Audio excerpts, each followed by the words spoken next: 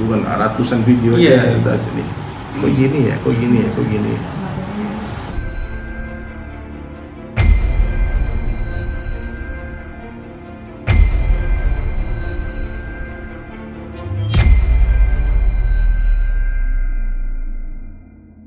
Bahkan ke teman-teman pembuat konten lain yang bikin konten tarung sakti sama dukun kan semuanya hiburan doang nih. Saya baik-baik kok sama mereka. Dan mereka ngaku kan? Mereka ngaku karena mereka gitu. Iya, itu hanya sekedar hiburan dan bersifat edukasi biasanya mereka beralasannya. Dan mereka ketika ditanya media nggak pernah ngaku asli. Mereka biasa jawabnya ya yang suka tonton, nggak suka ya nggak usah. Jawabannya hikmah gitu. Jawabannya gitu.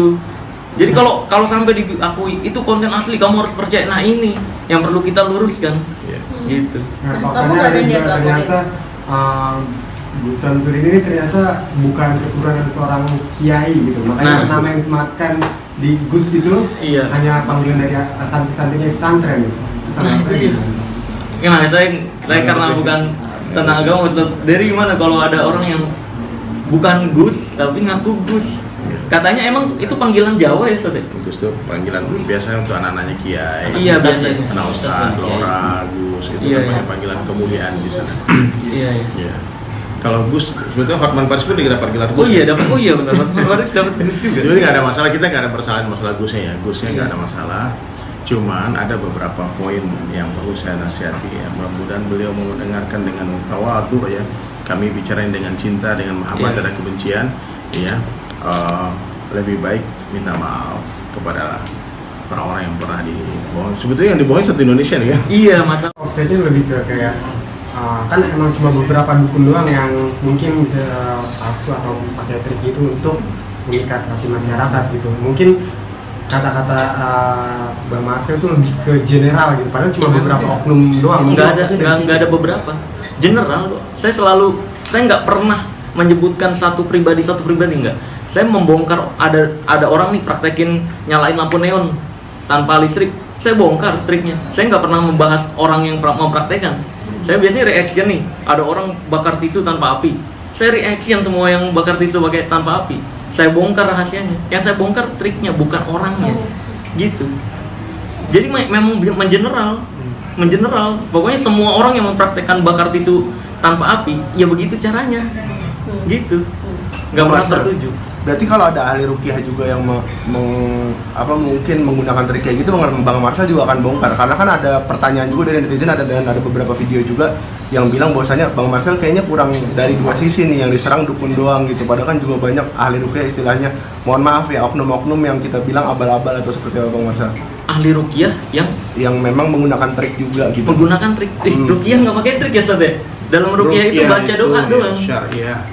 Tapi ada juga yang syirkiyah, yang ruqyah yang melibatkan bantuan jin. Iya, ada betul. juga. Jadi ruqyah itu arti sebenarnya mantra ya, Sob. Cuma ruqyah syariah ini yang menggunakan doa-doa Al-Qur'an gitu, menurut ajaran itu doang. Kalau emang ilmunya asli, saya tutup channel. Master Dedi juga mau tutup podcast loh. Kalau terbukti asli. Tapi kalau terbukti trik, ya berarti edukasi saya sesuai fakta gitu doang udah. Nggak ada pengakuan aja. Iya, nggak ada niat saya untuk memenjarakan lah, untuk apa, nggak ada. Karena memang ya niatnya untuk mengingatkan, ayo dong jujur, kenapa pengobatannya pakai trik? Mungkin dia punya alasan gitu loh. Itu doang sebenarnya. Tapi Bang Marcel sendiri pernah dengar nggak sih kalau ada pengobatan yang menurut agama itu asli pure gitu atau gimana? Ya memang ada. Iya, pengobatan Maunah itu ada, tapi nggak dikontenin. Iya. Maunah itu ada, tapi gini yang loh, mengatur itu Allah. Iya. Gini loh, di Indonesia tuh yang terdaftar legal itu STPT ada, surat terdaftar pengobat tradisional, seperti pijat, pijat herbal tuh yang sesuai ajaran Islam kan ada juga ya, kayak daun bidara, terus bekam, habatus sauda. Habatus sauda malah obat segala penyakit ya, Ustaz. Nah, ada juga bekam, itu kan pengobat tradisional yang beneran dan terdaftar bisa legal loh di Indonesia. Nah, yang nggak beneran inilah yang saya bongkar, yang pakai trik-trik sulap dijadikan pengobatan. Kita sebagai magician merasa tercemar loh. Seharusnya magic ini untuk menghibur, bukan merugikan. Iya. Oke Bang Marcel sendiri kan kabarnya digugat sama beberapa dukun juga kan. Nah itu gimana di perkembangannya nih?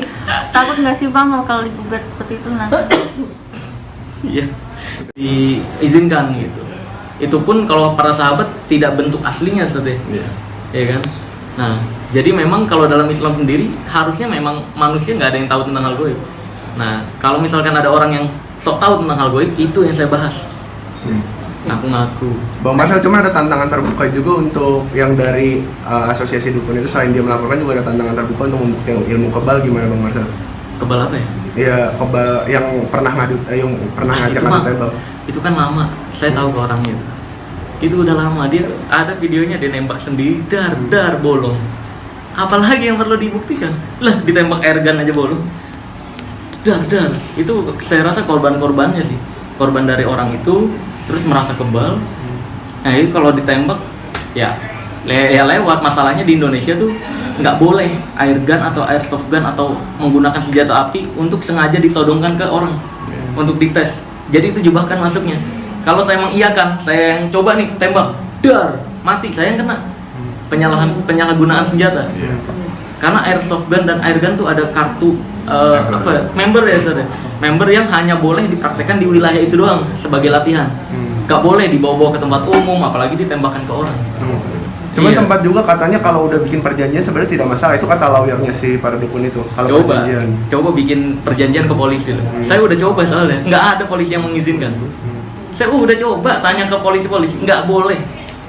Coba aja buat silahkan. Kalau boleh pinjem pistol polisi. Saya mau lihat, bikin videonya, tembakin sendiri. Saya mau nggak mau ikut campur. Kalau saya ikut campur nanti kena hukum malah. Iya. Itu malah kena hukum Indonesia nanti. Jebakan masuknya. Gitu. Bang, lu sendiri apa sih Bang yang buat lu sampai trigger ini selain mungkin mencemarkan nama pesulap ya?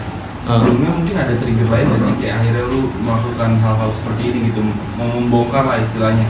Ya seperti yang tadi yang udah saya banyak bahas di podcast, saya merasa diberikan tanggung jawab oleh Allah Azza wa Jalla tentang pengetahuan di balik rahasia perdukunan ini. Kalau saya tidak menyampaikan hal tersebut, saya khawatir dimintai pertanggungjawaban nanti di hari berikutnya, di kehidupan berikutnya. Dakwah. Iya, kalau di kehidupan berikutnya saya nggak menyampaikan seperti ini, saya terima kok resikonya bagaimanapun insya Allah. Karena saya meyakini hidup di dunia ini hanya akan jadi kenangan endingnya. Saya melakukan ini atau tidak melakukan ini pun, ending dari hidup saya adalah jadi kenangan doang. Gitu. Nah, semua bukan saya doang ya. Kita semua endingnya hanya akan jadi kenangan doang. Maka dari itu ya, udah apa lagi yang perlu ditakuti?